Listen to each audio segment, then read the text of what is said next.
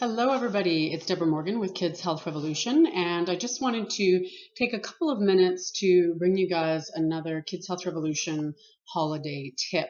And this one is about gravy, and it's a question that I get a lot from families that are starting out with a gut healing protocol. Maybe they're on the GAPS diet or a Paleo SCD style diet, and they wonder if they're going to be able to enjoy all the wonderfulness of gravy when they have their Christmas or holiday feast.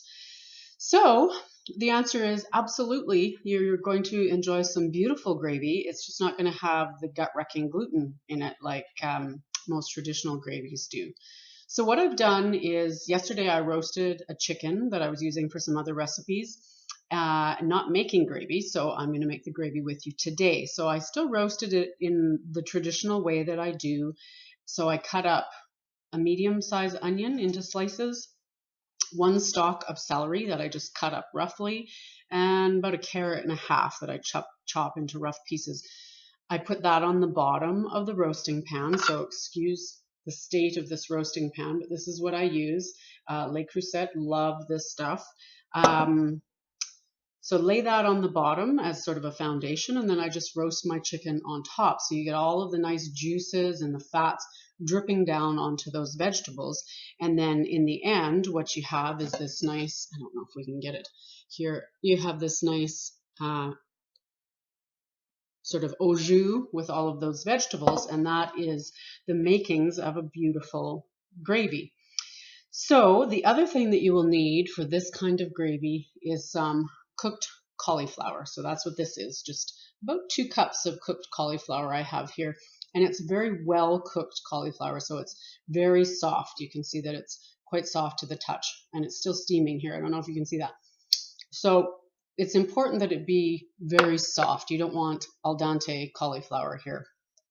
So all we're going to do is take these juices from this pan along with all of their lovely vegetables. We're not going to strain those out.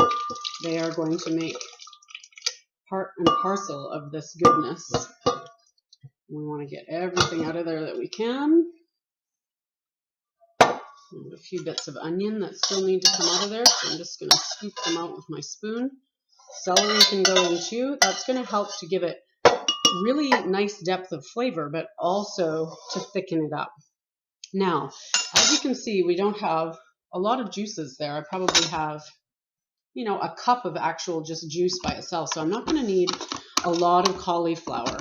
And I'm not going to give you an exact recipe here because it really depends on how much of the juices you have, and so many other little pieces of this. So you need to go by look and feel, but it's so easy.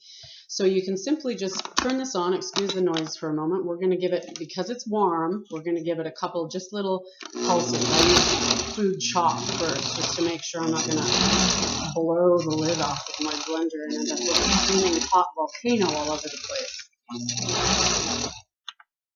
And then we're going to give it a quick little pulse.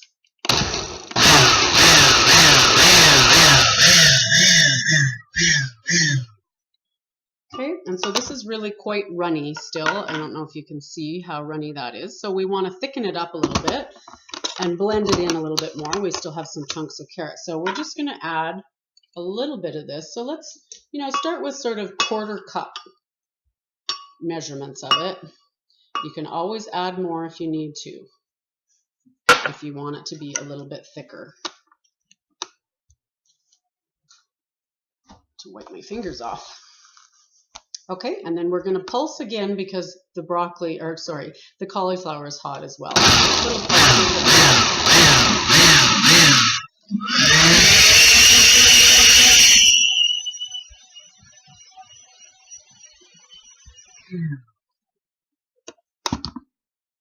Okay, that's looking pretty good. So it's a little bit, because I have the carrot in there, it may be a little oranger than you're used to. So if you don't like that particular color, you can leave the carrot out and just thicken it with more of the cauliflower. And you can see there that you have a lovely, nice, thick gravy that you can pour over your roasted meat, so your roasted turkey, your roasted chicken. You can do this with lamb or roast beef. It doesn't matter what you're roasting. And then if you make a nice roasted cauliflower puree, you can make a celery root puree. You could use butternut squash. Yam would also be a really great gut healthy alternative if you're trying to avoid potatoes. And then this just goes over top. It's delicious. Let's give it a little taste. Needs a little tiny bit of salt. And other than that, it's so tasty, and it has a depth of flavor, I think, that a lot of regular gravies, now that I've gotten used to this, are missing. So again, if you don't like the kind of orangey color consistency to that, you do have the option to leave the carrot out of it and just go with the onions and the cauliflower, and you'll get more of a sort of a traditional color to it. But color aside, it's extremely tasty, and I know that you're going to enjoy it, so that you can have this kind of rich goodness slathered all over your Christmas or holiday dinner. And you don't have to feel like you're missing out on anything. And this is actually gut healthy and gut supporting. So I hope you enjoy it. If you have any questions about it or any comments at all, please leave them below, and I will be going through the comments and making sure that I respond to any questions you might have. Thanks for watching.